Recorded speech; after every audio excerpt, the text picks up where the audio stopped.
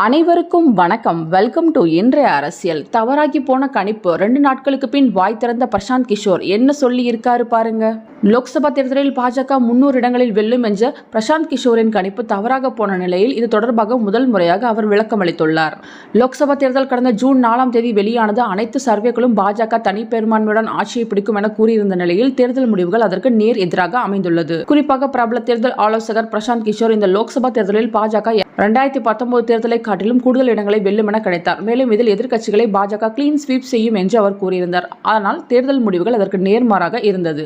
கடந்த 2019 தேர்தலில் வென்றதை விட 20% குறைவான தொகுதிகளில், அதாவது 240 சீட்களை மட்டுமே பாஜகவில் வெற்றி பெற முடிந்தது. இருப்பினும் என்டிஏ கூட்டணி பெரும்பான்மைக்கு தேவையான நம்பரை பெற்றதால் நரேந்திர மோடி 3வது முறையாக பிரதமர் பதவியை ஏற்க உள்ளார். இதற்கிடையே தேர்தல் முடிவுகள் குறித்து தனது கணிப்புகள் தவறாகி போனது குறித்தும் பிரசாந்த் கிஷோர் முதல் முறையாக கருத்து கூறியுள்ளார். லோக்சபா தேர்தலில் தனது கணிப்புகள் தவறாகி போனதை ஏற்றுக்கொண்ட தேர்தல் ஆலோசகர் பிரசாந்த் கிஷோர் இதற்காக மக்கள் விமர்சனங்களை ஏற்றுக்கொள்ளவும் தயாராக இருப்பதாக அவர் தெரிவித்தார்.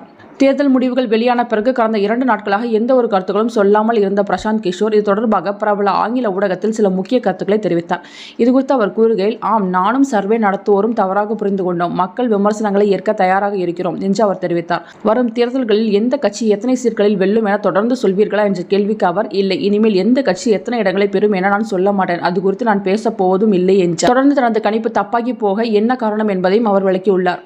இதுகுறித்து அவர் கூறுகையில், பல விஷயங்களால் எனது கணிப்பு மொத்தமாக தப்பாக போய்விட்டது. நான் மக்கள் முன்பு எனது கணிப்பை முன்வைத்தேன். ஆனால் அது மிகப்பெரிய அளவில், அதாவது 20% வரை தவறாகி போய்விட்டது. பாஜக 300 நெருங்கிவிடும் என்று நாங்கள் சொன்னோம். ஆனால் அவர்களால் 240 இடங்களில் மட்டுமே வெல்ல முடிந்தது.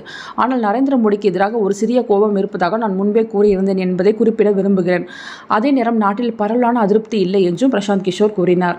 எதிர்க்கட்சிகள் குறித்து பேசிய அவர், எதிர்க்கட்சியினர் ஒரு பாசிட்டிவ் பிரச்சாரத்தை முன்னெடுக்கவில்லை. இதனால் தான் கிழக்கு மற்றும் தெற்கே பாஜக கால் பதிக்கும் என நான் கூறியிருந்தேன். இப்போது வெளிப்படையாக நான் கணித்தது தப்பாகி போனது என்று தெரிந்துவிட்டது. ஆனால் நீங்கள் நம்பரை தாண்டி பார்த்தால் எங்கள் கணிப்பு தவறாக இல்லை. வாக்கு சதவீதம் அடிப்படையில் பாஜக 36% வாக்குகளை பெற்றுள்ளது.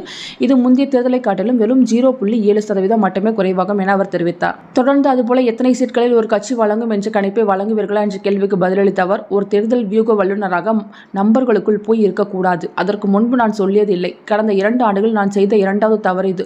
ஒருமுறை மேற்கு வங்கத்தில் தவறு செய்தேன். இது லோக்சபா தேர்தல் 2வது தவறு. அதே நேரம் நம்பரை நீக்கிவிட்டு பார்த்தால் நான் சொன்னது அப்படியே நடந்திருக்கிறது என்றார். நன்றி.